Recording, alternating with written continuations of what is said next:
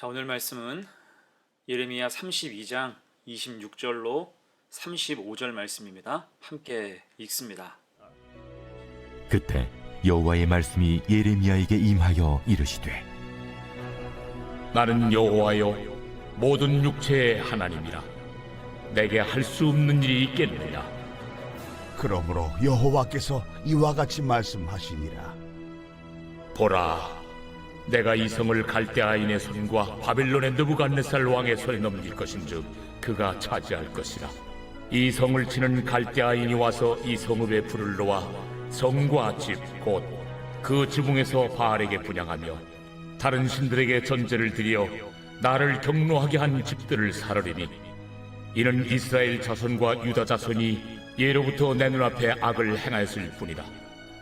이스라엘 자손은 그의 손으로 만든 것을 가지고 나를 경노하게 한 것뿐이니라. 여호와의 말씀이니라. 이 성이 건설된 날부터 오늘까지 나의 노여움과 분을 일으키므로 내가 내 앞에서 그것을 옮기려 하노니, 이는 이스라엘 자손과 유다 자손이 모든 악을 행하여 내 노여움을 일으켰습니다. 그들과 그들의 왕들과 그의 고관들과 그의 제사장들과 그의 선지자들과 유다 사람들과 예루살렘 주민들이 다 그러하였느니라. 그들이 등을 내게로 돌리고 얼굴을 내게로 향하지 아니하며 내가 그들을 가르치되 끊임없이 가르쳤는데도 그들이 교훈을 듣지 아니하며 받지 아니하고 내 이름으로 일컫는 집에 자기들의 가증한 물건들을 세워서 그 집을 더럽게 하며 흰놈의 아들의 골짜기에 바알의 산당을 건축하였으며 자기들의 아들들과 딸들을 몰래 앞으로 지나가게 하였느니라.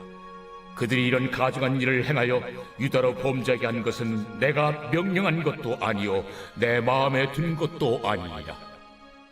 심판할 결심이란 제목으로 말씀 증거합니다. 32장의 앞부분에는 예레미야의 깊은 기도가 있었어요. 그의 기도는 슬프도소이다 라고 하면서 시작하죠. 이해할 수 없다는 것입니다. 어떻게 출애굽을 경험한 민족이, 가나안을 하나님께 받은 민족이 이렇게 무력하게 무너질 수 있을까? 슬픔과 서글픔이 온통 가득했습니다. 그런 의미에서 오늘 본문은 하나님께서 심판할 결심을 하신 이유, 그들이 무력하게 무너진 이유를 설명하십니다. 두 가지로 생각을 해보죠. 첫 번째, 우상 숭배 때문입니다. 하나님은 모든 인간, 이 세상의 모든 것을 다 만드셨어요. 하나님께는 불가능이 없죠. 26절, 27절 봅니다. 그때에 여호와의 말씀이 예레미야에게 임하여 이르시되, 나는 여호와여 모든 육체의 하나님이라. 내게 할 수 없는 일이 있겠느냐. 이스라엘 민족의 출애굽과 가나안 정착, 그 나라를 세워주심도 전적인 하나님의 은혜였습니다. 하지만 그때 하나님은 우상 숭배에 대해서 분명히 경고하셨죠. 심지어 10계명, 제1, 2계명 모두 우상 숭배에 대한 경고였어요. 사실 우상이라고 하는 것이 얼마나 유치한 것입니까? 그것은 말도 못하고 움직이지도 못해요. 사람이 만들었으니까요. 우상에게 무슨 정의가 있고 긍휼이 있겠습니까? 단지 인간의 탐욕이 투영된 물건에 불과한 것입니다. 그래서 그것은 모든 죄와 악의 총화, 집합과도 같은 거예요. 그래서 하나님은 철저하게 금지하셨습니다. 하지만 이스라엘의 상황이 어땠습니까? 28절로 30절까지 말씀 봅니다. 그러므로 여호와께서 이와 같이 말씀하시니라. 보라, 내가 이 성을 갈대아인의 손과 바벨론의 느부갓네살 왕의 손에 넘길 것인즉 그가 차지할 것이라. 이 성을 치는 갈대아인이 와서 이 성읍에 불을 놓아 성과 집 곧 그 지붕에서 바알에게 분향하며 다른 신들에게 전제를 드려 나를 경노하게 한 집들을 사르리니, 이는 이스라엘 자손과 유다 자손이 예로부터 내 눈 앞에 악을 행하였을 뿐이라. 이스라엘 자손은 그의 손으로 만든 것을 가지고 나를 경노하게 한 것뿐이니라. 여호와의 말씀이니라. 아멘. 그들은 하지 말라는 것을 했어요. 하지 말라고 하면 더 했습니다. 바알을 섬겼고 이방 우상들에게 열심히 분향했어요. 심지어 하나님의 성전 앞마당까지 우상이 침투했고, 우상에게 투자하고 우상을 돌보느라고 성전 수리할 비용이 없어서 하나님 성전은 수십 년간 방치되기도 했습니다. 이 말은 곧 하나님에 대한 불순종이 얼마나 심각한지를 알려주는 거예요.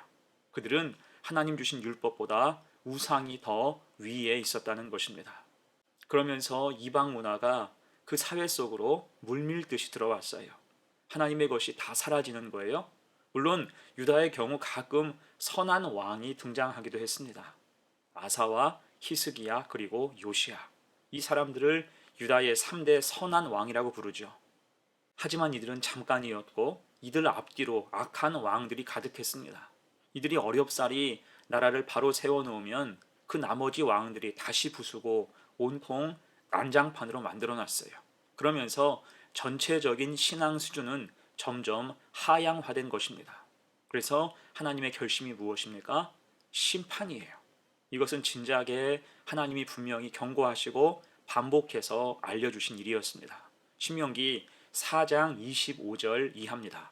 내가 그 땅에서 아들을 낳고 손자를 얻으며 오래 살 때에 만일 스스로 부패하여 무슨 형상의 우상이든지 조각하여 내 하나님 여호와 앞에 악을 행함으로 그의 노를 일으키면 내가 오늘 천지를 불러 증거를 삼노니 너희가 요단을 건너가서 얻는 땅에서 속히 망할 것이라. 너희가 거기서 너희의 날이 길지 못하고 전멸될 것이니라. 아멘. 이 말씀은 하나님께서 그 백성에게 가나안에 들어가기 전에 하신 말씀이에요. 설사 그 백성이 출애굽의 백성이고 가나안을 다 차지했다고 해도 우상 숭배에는 답이 없다. 철저하게 진멸하신다고 경고하며 약속하신 것입니다.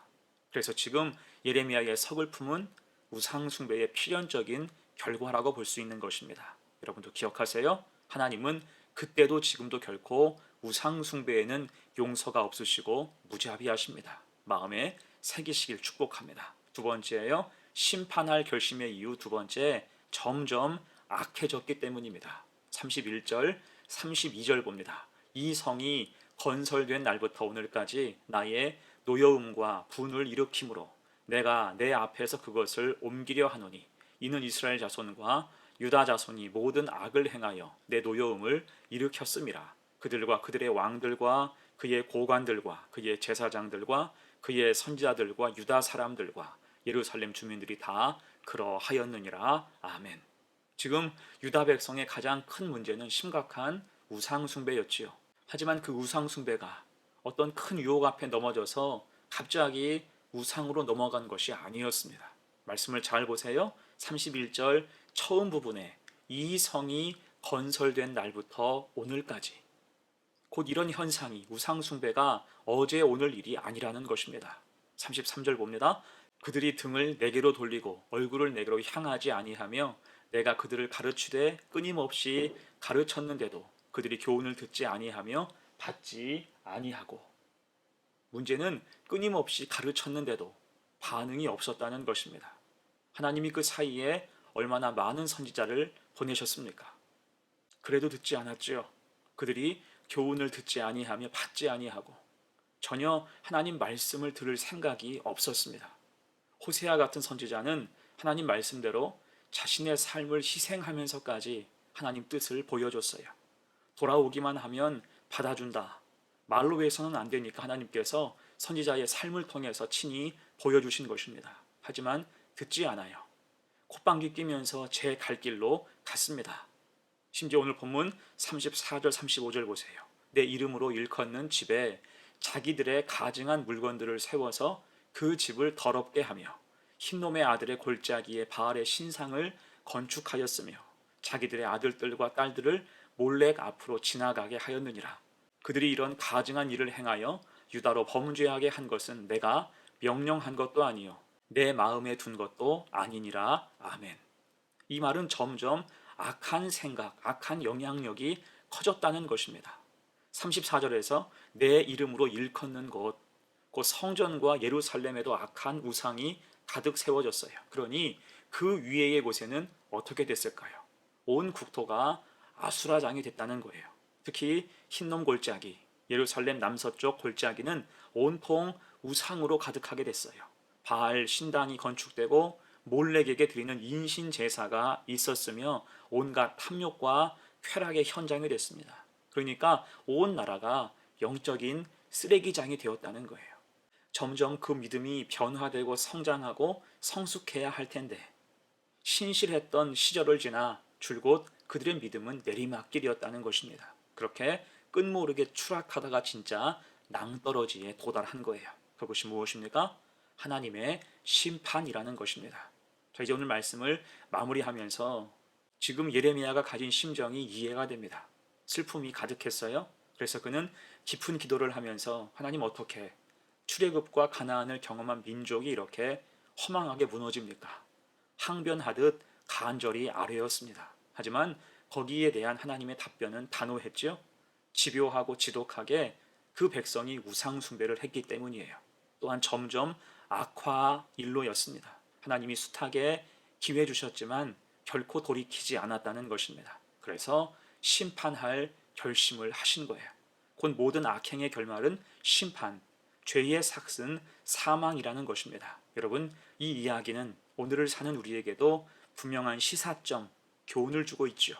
우리 인생 속에도 우상 같은 것들이 있지 않습니까? 하나님과 나를 멀어지게 하고 우리의 바른 믿음을 방해하며 우리의 눈과 귀를 가리는 악한 것이 있지 않습니까?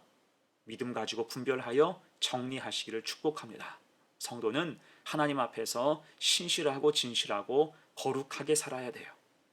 그렇게 삶의 한 절이라도 주님을 닮아 성숙할 때 채우시는 은혜와 복이 가득한 성도의 복된 삶이 되시기를 간절히 축원합니다. 아멘. 함께 기도합니다. 은혜로우신 하나님, 오늘 슬퍼하는 예레미야 앞에서 심판할 결심을 말씀하신 하나님의 뜻을 봤습니다.